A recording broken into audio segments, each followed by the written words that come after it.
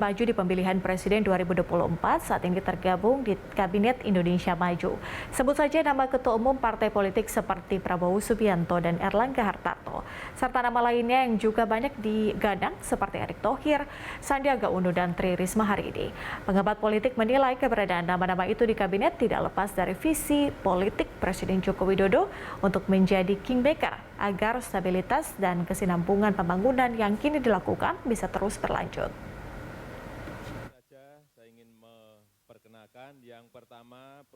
Presiden Joko Widodo mengumumkan komposisi Menteri Kabinet Indonesia Maju di halaman Istana Merdeka pada 23 Oktober 2019. Sesuai janjinya, Kabinet Indonesia Maju diisi lebih banyak tokoh dari kalangan profesional. Dari 34 kursi menteri, 18 kursi diduduki kalangan profesional, sedangkan 16 kursi lainnya diberikan kepada tokoh berlatar belakang parpol. Namun 1 tahun berselang, tepatnya pada Rabu 23 Oktober 2020, Presiden Jokowi melakukan kocok ulang atau reshuffle Kabinet Indonesia Maju. Reshuffle Kabinet dilakukan tepatnya 6 bulan setelah Presiden Jokowi marah di sidang paripurna Kabinet lantaran tidak puas dengan penanganan pandemi COVID-19.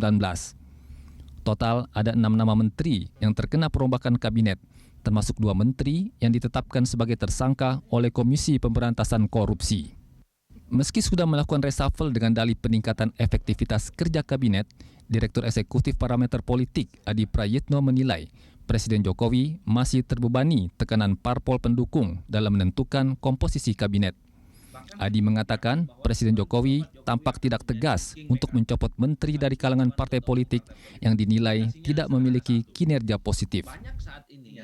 Bahwa presiden itu nggak mungkin memutuskan kebijakan politik apapun tanpa persetujuan, tanpa komunikasi, ya, tanpa dikonfirmasi tentu saja ketua umum partai politik. Itu nggak mungkin terjadi dalam sebuah sistem politik yang cukup besar.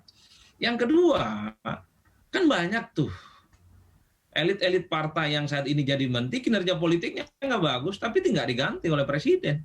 Namanya sudah muncul dalam berbagai survei. Bahkan ada juga yang disebut oleh sejumlah relawan Jokowi ya melalui Joman tentang siapa saja yang layak diganti, tapi juga nggak diganti.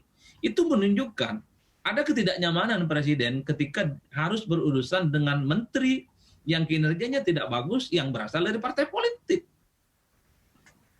Itu yang kemudian dilihat oleh publik nggak mungkin menghilangkan dalam tanda kutip ya pengaruh partai politik dalam sistem koalisional yang cukup besar ini. Makanya itu keputusan mempertahankan sejumlah menteri dari kalangan partai politik dipandang tidak lepas dari kepentingan Jokowi.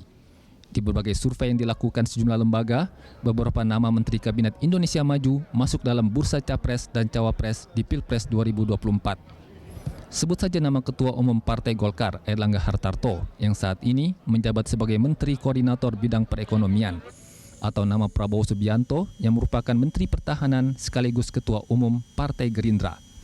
Belum lagi nama-nama lain yang digadang-gadang memiliki peluang maju, seperti nama Menpar Ekraf Sandiaga Uno, Menteri BUMN Erick Thohir, dan Menteri Sosial Tri Risma hari ini.